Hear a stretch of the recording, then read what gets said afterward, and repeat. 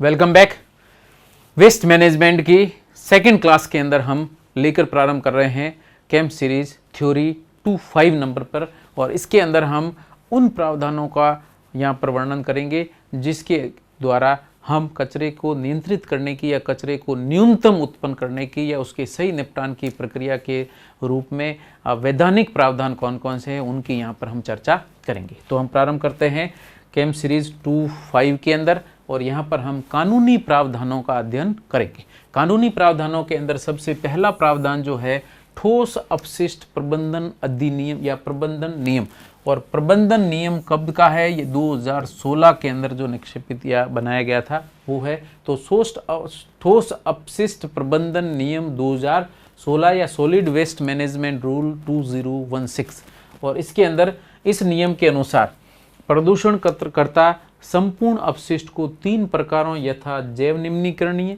Biodegradable पदार्थ कौन से हैं, गैर जैव निम्नीकरणीय पदार्थ एवं घरेलू खतरनाक अपशिष्टों के रूप में वर्गीकृत करके उनको अलग अलग डिब्बों में रखकर स्थानीय निकाय द्वारा निर्धारित अपशिष्ट संग्रहकर्ताओं को ही देंगे। इसका मतलब ये नहीं है कि आपके घर में जो कचरा एकत्रित हुआ हमने सारे प्रकार का कचरा इकट्ठा किया और घर से बाहर फेंक दिया या पड़ोस में फेंक दिया तो उसके अंदर आपके ऊपर यह नियम लागू होता है या कानूनी प्रावधान लागू होता है, जिसको कि हम ठोस अपशिष्ट प्रबंधन नियम 2016 के नाम से प्रदर्शित करते हैं। और यह प्रावधान आपको नियंत्रित करता है कि आप अपने घर के जो कचरे को 3 विशिष्ट भागों में अलग अलग वर्गीकृत करके और उसको निश्चित परिवहन की प्रक्रिया के अंदर डाल करके शहर से दूर छोड़ के आएँ, या जो सफाई प्रक्रियाएं शहर के अंदर हो रही हैं उनमें आप सहयोग करते हुए इस कचरे को एक निश्चित निपटान स्थान तक ले जाने में सहयोग कर सकते हैं।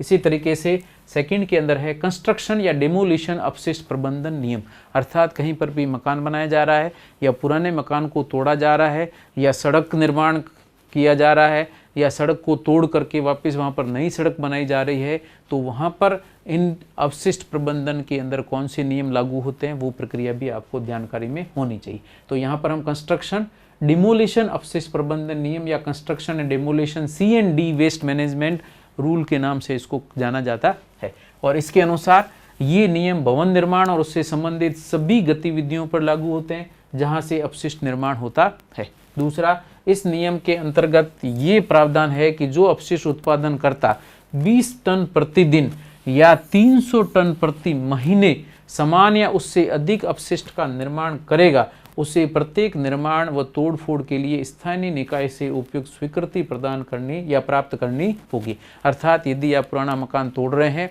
या नया कंस्ट्रक्शन कर रहे हैं तो ऐसी स्थिति के अंदर यदि आप इस निश्चित सीमा तक कचरा उत्पन्न कर रहे हैं तो उस कचरा को उत्पन्न करने से पूर्व आपको परमिशन लेनी पड़ेगी लोकल बॉडी से कि आप इतना कचरा उत्पन्न कर रहे हैं, और उसके अगेंस्ट में आपको एक निश्चित धनराशि आपको वहाँ पर जमा करानी पड़ेगी ताकि उस कचरे का मैनेजमेंट उस निश्चित निकाय के द्वारा समय पर किया जा सके।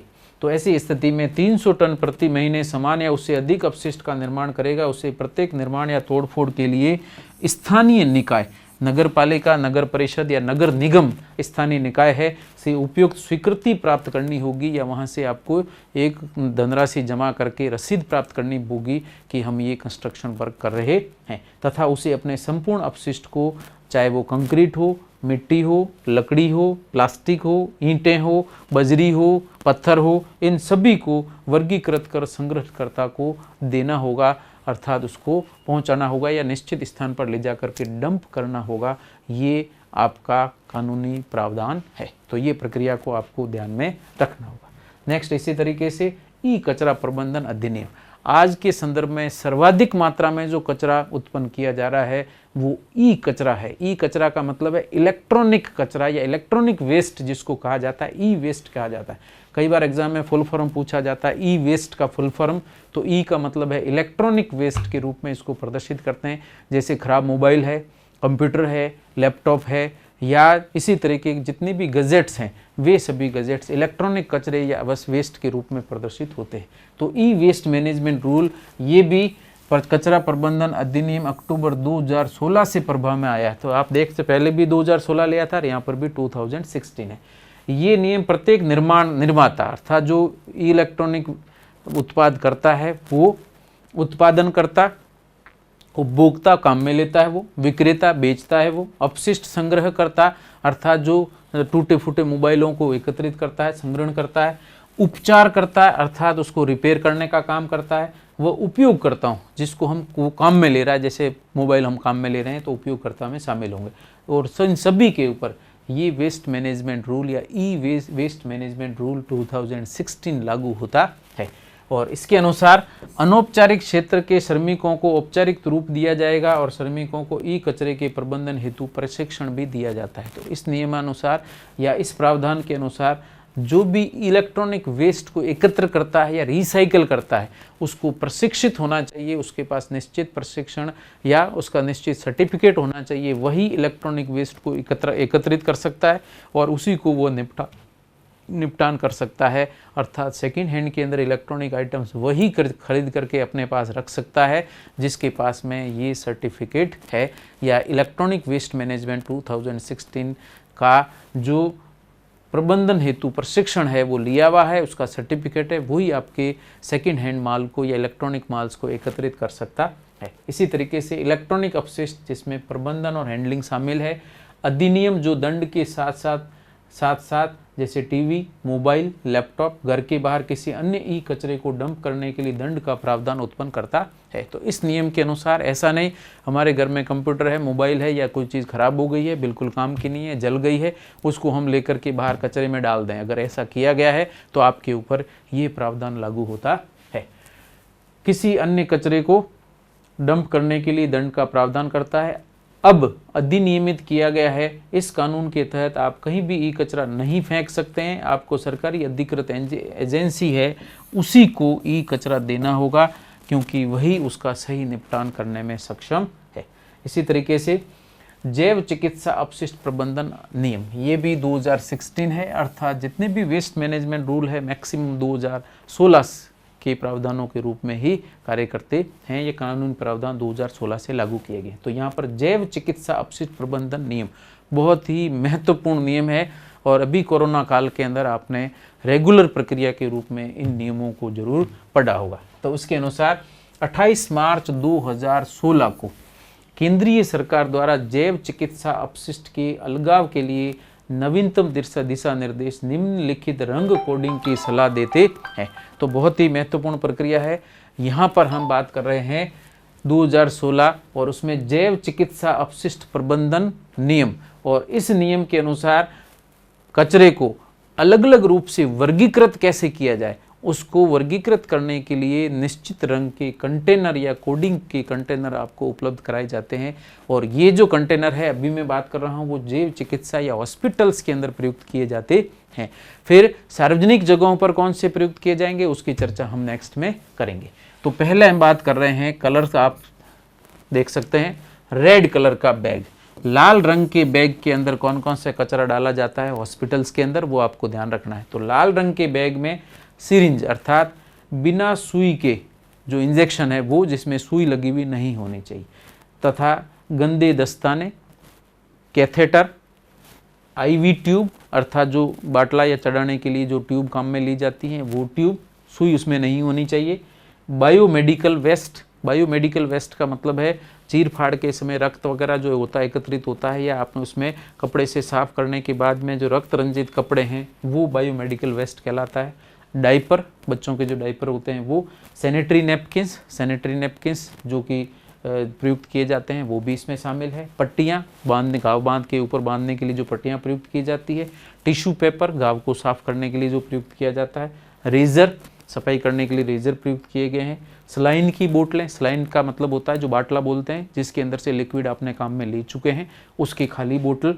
एक्सपायर दवाई अर्थात ऐसी दवाई जिसकी उपयोग करने की जो डेट है चली गई है, निकल गई है, उसको एक्सपायरी दवाई आदि सभी को लाल रंग के बैग में निपटान किया जाना चाहिए जो बाद में खराब हो जाता है। तो इसको हम, तो आपके एग्जाम के अंदर प्रश्न पूछा जाता है कि हॉस्पिटल के अंदर लाल रंग के बैग में कौन कौन से अपशिष्ट रखे जाते हैं तो उनको यहाँ पर आप इस नाम के रूप में प्रदर्शित कर सकते हैं। तो लाल रंग के बैग के अंदर इस कचरे को एकत्रित किया जाता है। बहुत ही महत्वपूर्ण है, इसको आप अच्छी तरह से पढ़ करके और समझ लें कि लाल रंग के डिब्बे के अंदर या लाल रंग के बैग के अंदर किस कचरे का निपटान किया जाता है या उसको एकत्रित किया जाता है। सेकंड नंबर की बात करते हैं, ये है पीले रंग का बैग। कलर हमने बैकग्राउंड में दे रखा है, उसी के आधार पर आप ध्यान रखें। येलो कलर का बैग, पहले था रेड, अब है येलो कलर का बैग, जिसमें शरीर के तरल पदार्थ, शरीर से निष्कासित होने वाले तरल पदार्थ वो हैं। रक्त बैग है, अर्थात जो रक्त निकालने के बाद में जो बैग, खाली बैग या रक्त युक्त बैग प्रयुक्त किए जाते हैं वो। मानव शरीरगत अपशिष्ट, अर्थात ऑपरेशन के बाद में शरीर में से निष्कासित किए गए पदार्थ, मानव शरीर अपशिष्ट। शरीर के अंगों के साथ साथ सभी ड्रेसिंग्स, शरीर के अंगों का मतलब है जो कटिंग करके आपने जो पार्ट शरीर से अलग किया है, जो स्किन का खराब पार्ट है उसको काट के आपने हटाया है, वो शरीर के सभी अंग और ड्रेसिंग, इसके ऊपर जो पट्टियाँ लगाई जाती है वो, और कपास की पट्टियाँ पीले बैग में छोड़ दी जाती है। तो ये सभी सामान पीले रंग के बैग के अंदर निष्कासित किए जाते हैं। तो आप वापस एक बार देखें, शरीर के तरल पदार्थ, रक्त बैग, मानव शरीरगत अपशिष्ट, शरीर के अंगों के साथ साथ सभी ड्रेसिंग, पट्टियाँ और कपास की पट्टियाँ पीले रंग के बैग में डाली जाती है। हॉस्पिटल के अंदर इसका निपटान अलग तरीके से किया जाता है। तीसरे नंबर पे आता है ब्लू मार्किंग के साथ कार्डबोर्ड बॉक्स, अर्थात लकड़ी का एक बक्सा है जिसके ऊपर ब्लू या नीला रंग पोता जाता है। उसके अंदर क्या क्या डाला जाएगा, इसमें ग्लास की शीशियाँ, कांच की शीशियाँ जो वो है, एम्प्यूल्स का मतलब जो आपके इंजेक्शन, जिसमें कांच की छोटी सी ट्यूब के अंदर इंजेक्शन भरे जाते हैं, जिसको तोड़ करके हम उसमें से लिक्विड निकालते हैं, उसको खाली को एम्प्यूल्स कहा जाता है। इसी तरह से अन्य ग्लासवेयर या कांच के जितने भी पदार्थ हैं को ब्लू मार्किंग या स्टिकर के साथ लगे हुए कार्डबोर्ड बॉक्स में छोड़ दिया जाता है। तो कार्टून है, लेकिन उसके ऊपर या तो लकड़ी का हो सकता है या कागज़ का बना हुआ कार्टून है, जिसके ऊपर नीले रंग को पोता जाता है या उसके ऊपर नीले रंग का कपड़ा या नीले रंग की बैग डाल दी जाती है, और उसके अंदर हम कांच के बने हुए पदार्थों को डालते हैं। तो ध्यान रखना, ब्लू कलर का अगर बैग है, कंटेनर है, तो उसमें हम कांच से निर्मित पदार्थों को उसके अंदर डालते हैं। इसी तरीके से चौथे नंबर पर बहुत महत्वपूर्ण पार्ट है white puncture proof bag. Important है, वाइट में सफ़ेद, पंचर प्रूफ कंटेनर जिसको पीपीसी कहा जाता है। वाइट कलर का सफ़ेद रंग का पीपीसी या डब्बा कह सकते हैं, प्लास्टिक का डब्बा होता है जिसके अंदर कहीं पर भी छिद्र या छेद नहीं होता है, इसको पंचर प्रूफ कंटेनर कहते हैं। और इसके अंदर क्या क्या रखा जाता है, एक सफ़ेद पारभासी पंचर प्रूफ कंटेनर में सुइयाँ हो, शार्प ब्लेड्स हो, और उसी को यहाँ पर निष्कासित करने के लिए डाला जाता है। तो ध्यान रखना, इंजेक्शन के अंदर सुई है तो इसमें डलेगी, और बाकी का जो हिस्सा इंजेक्शन का है वो रेड कलर के बॉक्स के अंदर या बैग के अंदर डाला जाता है। तो ध्यान रखना है। तो 4 प्रकार के यहाँ पर कंटेनर हैं, रेड, येलो, ब्लू और वाइट पीपीसी। तो इन चारों में कौन कौन से प्रकार का कचरा हॉस्पिटल के अंदर अलग से डाला जाता है वो आपको ध्यान में रखने हैं, और ये आपके एग्ज़ाम को पॉइंट ऑफ व्यू से बहुत ही महत्वपूर्ण है। और ये कौन से नियम का पालन करते हैं, जैव चिकित्सा अपशिष्ट प्रबंधन नियम 2016 के अनुसार इसको प्रदर्शित किया गया है। और लास्ट के अंदर हम बात कर रहे हैं 5वें नंबर का, जो कि ब्लैक बैग है। ब्लैक बैग सामान्यतः हॉस्पिटल के अंदर हॉस्पिटल की सामान्य प्रक्रिया से उत्पन्न कचरे के अलावा जो अन्य कचरा है, जैसे रसोई का कचरा है या आप फल फ्रूट ले के खाने के बाद में उसके ऊपर के छिलके वगैरह वो कचरा है, तो इन कचरे को डालने के लिए अलग से ब्लैक कलर का बैग हॉस्पिटल के अंदर प्रयुक्त किया जाता है।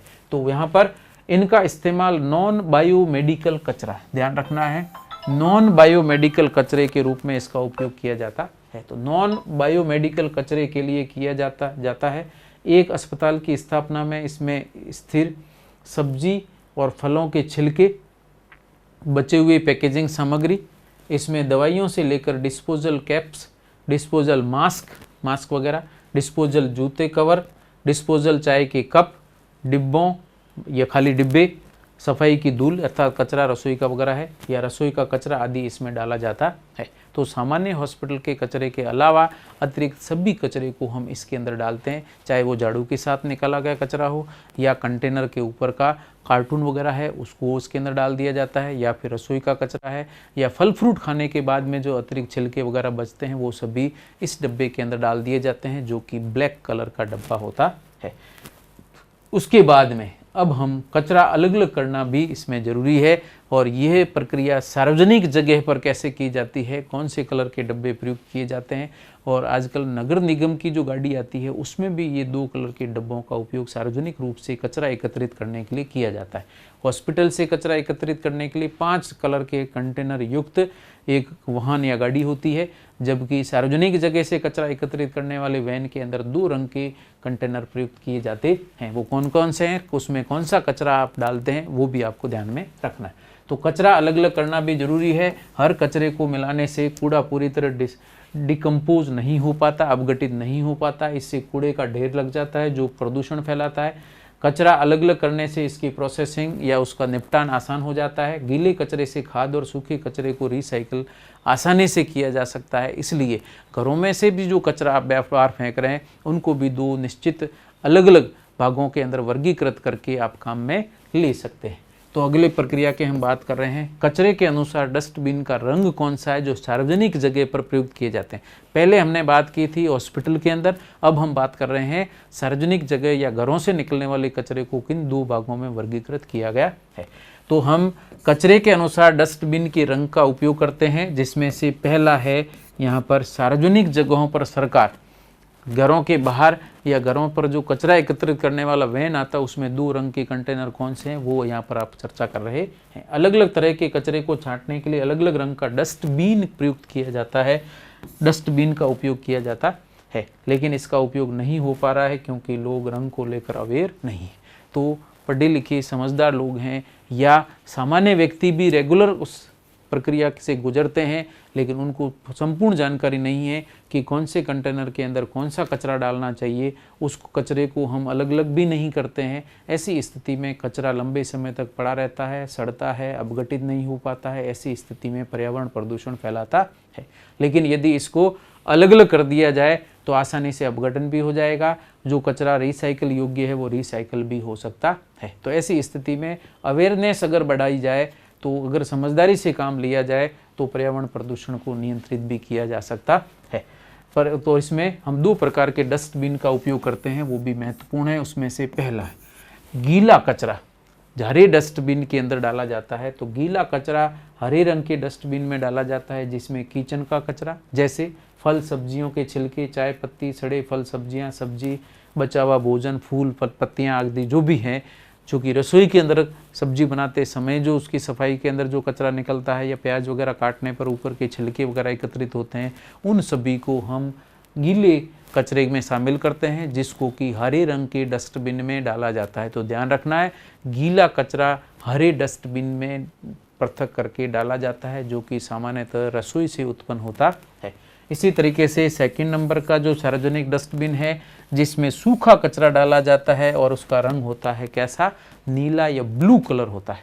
तो उसमें हम प्लास्टिक बोतलें, चिप्स, नमकीन, चिप्स या नमकीन के खाली पैकेट, दूध की खाली थैलियाँ, कागज़ कप, इसी तरीके से प्लेट हैं, अखबार हैं, डिब्बे हैं, बॉक्स हैं, पुराने कपड़े हैं, पेपर बैग है, इन सभी को हम इस नीले रंग के डब्बे के अंदर या नीले रंग के डस्टबिन के अंदर डाल दें। तो ये सभी कचरा जो है वो रिसाइकल योग्य कचरा है। तो ध्यान रखना है, रिसाइकल योग्य कचरा नीले रंग के डस्टबिन के अंदर या ब्लू रंग के डस्टबिन के अंदर डाला जाता है, जबकि जो हरे रंग का डस्टबिन है उसके अंदर बायोडिग्रेडेबल वेस्ट जो है, जो कि रसोई से निकलने वाला कचरा है या पेड़ पौधों से उत्पन्न होने वाला कचरा है, उस कचरे को हम यहाँ पर हरे रंग के डस्टबिन में डालते हैं। तो ये 2 डस्टबिन युक्त गाड़ी आपने रोज़ शहरों के अंदर, घरों के बाहर आती है और उसके अंदर हम वर्गीकृत करके अगर कचरा डालें तो उसका सही निपटान और रिसाइकलिंग किया जा सकता है। तो दोनों महत्वपूर्ण है। और हॉस्पिटल के अंदर 5 रंग के कंटेनर हैं और घरों के अंदर सार्वजनिक जगहों पर इन 2 रंग के कंटेनर का हम उपयोग करते हैं। महत्वपूर्ण है, ये आपको ध्यान में रखना है।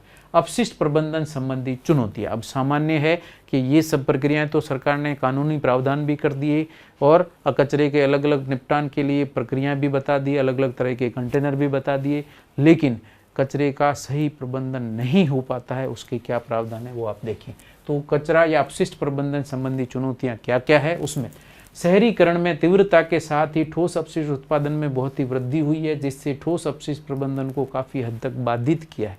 अर्थात ठोस अपशिष्ट प्रबंधन की प्रक्रिया को बाधा कहाँ उत्पन्न हो रही है, क्योंकि कचरे का उत्पादन अत्यधिक हो रहा है लेकिन उसके परिवहन या निष्कासन की प्रक्रिया कम और धीमी गति से हो रही है। दूसरा, भारत में अधिकांश शहरी स्थानीय निकाय वित्त, बुनियादी ढांचे और प्रौद्योगिकी की कमी के कारण कुशल अपशिष्ट प्रबंधन सेवाएं प्रदान करने के लिए संघर्ष कर रहे हैं।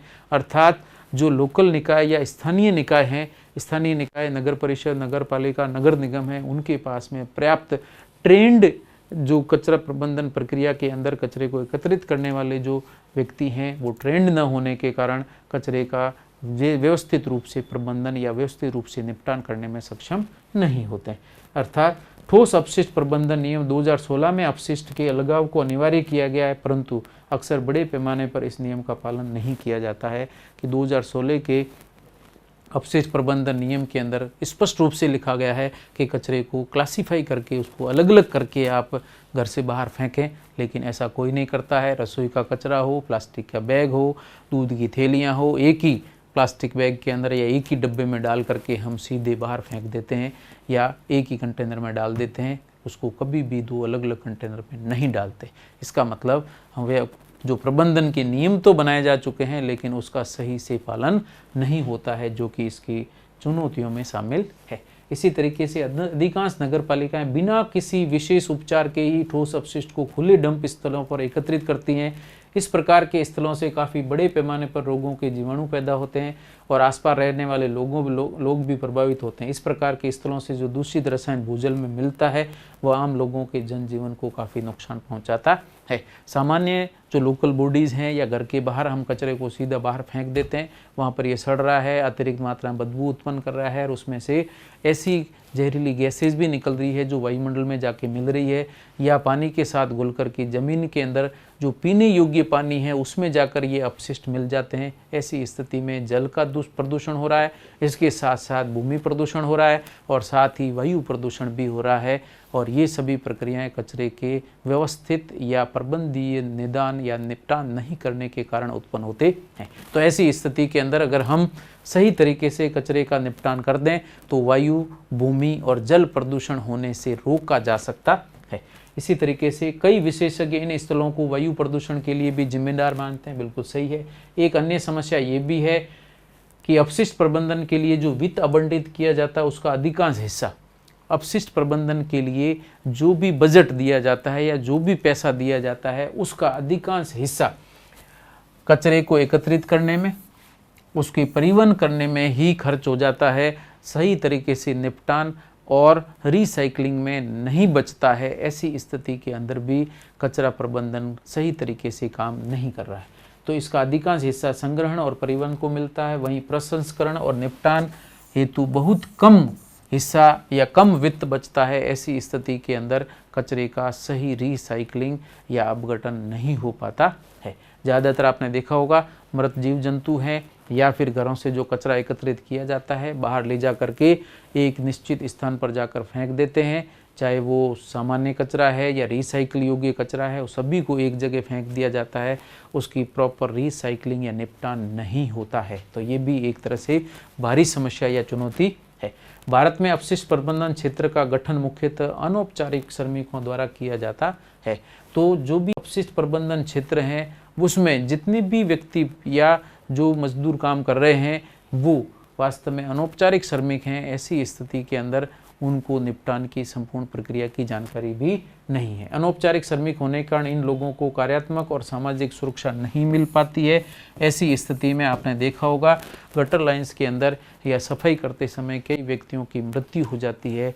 ये बहुत बड़ी विडंबना है कि भारत या देश के आज़ाद होने के इतने सालों के बाद भी हमने प्रगति इतनी कर दी है, लेकिन जिस स्थान पर हमें टेक्नोलॉजिकली ग्रोथ करनी चाहिए थी वहाँ पर हमने उतनी ग्रोथ अभी तक नहीं की है। और इसीलिए हर साल हजारों व्यक्ति इस गटर लाइन के उस कचरे के अंदर या श्वसन की कमी से या पर्यावरण प्रदूषण से कितनी बीमारियां उत्पन्न हो रही है उसकी तरफ ध्यान नहीं दिया जा रहा है। इसी तरीके से हम अंत में बात करते हैं पारिस्थितिकी तंत्र और स्वास्थ्य पर प्रभाव।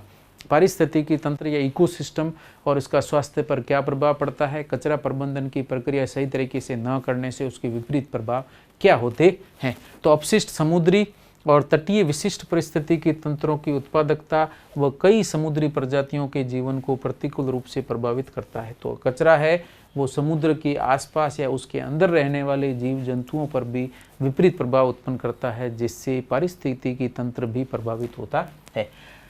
अपशिष्ट हमारे स्वास्थ्य को भी प्रभावित करता है, जैसे मीथेन गैस जलवायु परिवर्तन में योगदान करती है, स्वच्छ जल स्रोत दूषित हो जाते हैं, इसी तरीके से समाज पर आर्थिक बोझ को भी बढ़ाता है। तो ऐसी स्थिति के अंदर अगर वेस्ट का मैनेजमेंट प्रॉपर तरीके से किया जाए या अपशिष्ट का प्रबंधन सही तरीके से किया जाए, उसका निपटान परिवहन और सही तरीके से कर दिया जाए, प्रत्येक व्यक्ति इसके अंदर अवेयरनेस से अगर सहयोग करे और सफाई अभियान के अंदर अपना सहयोग करे तो पर शरीर की या सामाजिक रूप से जो अतिरिक्त खर्चा दवाइयों के रूप में या किसी अन्य रूप के अंदर हम बीमार होने समय या स्वास्थ्य पर विपरीत प्रतिकूल प्रभाव होने के कारण हम खर्च कर रहे हैं, उसको नियंत्रित और कम किया जा सकता है। इसलिए स्वच्छता अभियान से जुड़िए और स्वच्छता अभियान के अंदर जितनी प्रकार की प्रक्रियाओं को हम सही तरीके से काम में नहीं ले रहे हैं, कचरे का अपशिष्ट का प्रबंधन नहीं कर रहे हैं, उसका अपशिष्ट प्रबंधन अगर प्रॉपर तरीके से करना शुरू कर दें तो एक एक व्यक्ति जुड़ करके इस पूरी प्रक्रिया को सरकार के साथ जुड़ करके सही दिशा में ले जा सकते हैं और स्वास्थ्य पर जो विपरीत प्रक्रिया प्रभावी हो रही है उसको नियंत्रित कर सकते हैं। इसी के साथ एक महत्वपूर्ण टॉपिक जो कि आज के संदर्भ में बहुत ही महत्वपूर्ण है और इसके ऊपर ये नए टॉपिक जो अभी आपके सिलेबस में जुड़ा है इसके ऊपर कई सवाल बनने की संभावना है, इसलिए इस टॉपिक को आप अच्छी तरह से समझ लें। Thank you so much.